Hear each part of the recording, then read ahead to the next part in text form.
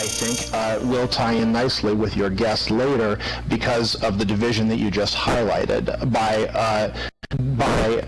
identifying walled gardens as one set of things to consider, the other, open standards, of course, by implication, has different legal rules governing them. So I'll start with your question, and I think that you have to step back to international law generally and realize that there isn't very much international law. International law essentially comes down to power and politics. It comes down to the power of enforcement. In other words, in very basic terms, the laws of the country where the servers, the executives, the buildings, and the other assets of a virtual world company are located are the laws that will control that virtual world, or at least control the company that runs that virtual world. Okay, and so that's the jurisdiction over the virtual world developer itself. So what about the users in those worlds? Well, the user's law, the law that governs users is really just based on the law of the country where the user is located, and that actually ties back a little bit to the laws that govern the companies for this reason, and that's that when even an executive who runs one of these companies can be found in a country where the law prohibits his or her behavior, that country can try to exert authority over that person. The U.S. has done this in the case of David Carruthers, who's a man that ran a gambling website out of the U.K. He was changing plans in Dallas. He's not a U.S. citizen, and he was arrested and charged with violation of U.S. law. So again, it's power and politics. In terms of users, where the user is located really is the foundation of what law will control. So just for example, Entropia Universe is located in Sweden.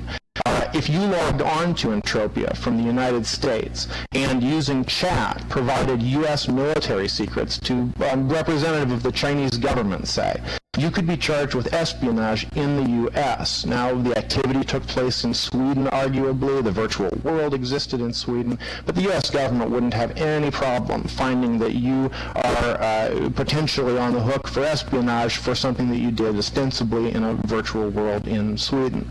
Similarly, if you live in a country that prohibits certain types of communication, such as the display of Nazi symbols in Germany or simulated child pornography in almost every country except the United States, you could be prosecuted for violating those laws in a virtual world, no matter where the servers are located. And is there anything special really about virtual worlds in this case, or would the international jurisdiction regarding any type of internet activity be the same? No, until special laws are passed that have something to do or directly address virtual worlds, which is relatively unlikely. There really haven't even been that many laws passed particular to the internet, although there's some standard-setting bodies and things like that. The laws that govern will simply be the laws of international jurisdiction as they apply to anything else. The best case law that we have so far will come from cases that involve the web, because there's a close enough parallel that judges and other fact-finding bodies will use those cases as the foundation for their rulings regarding virtual worlds. Okay, and it sounds like primarily you've been talking about criminal law so far, but what about civil actions? What about someone, party A suing in country A, suing party B in country B, for something that happened in a world that's yet in a third country?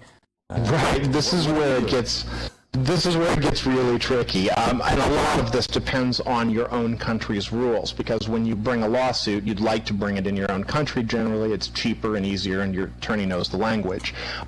Basically, there are three things that have to happen. First, the court has to find that it has jurisdiction over the person that you want to sue. There are several ways to get there. One is if the person lives there, and of course that situation's not the one we're talking about, where both people are in the same place.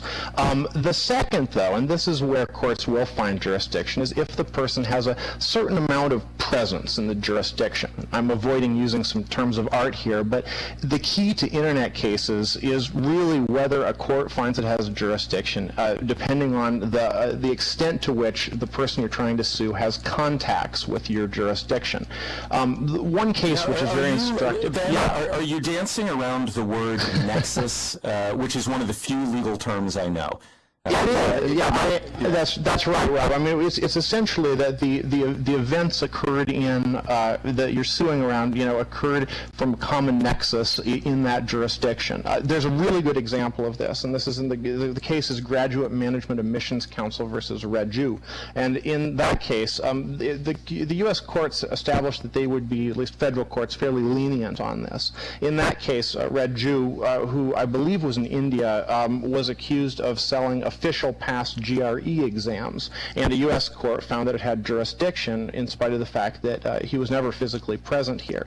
The court found that selling illegal copies or infringing copies of the exams to potential purchasers in states within the United States was targeting the U.S. market for U.S. purchasers.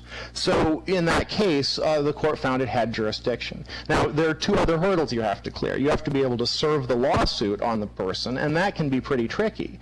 Under the Hague Convention, 55 countries have agreed that everyone in those countries can be served through a relatively streamlined process, but it still can be pretty expensive.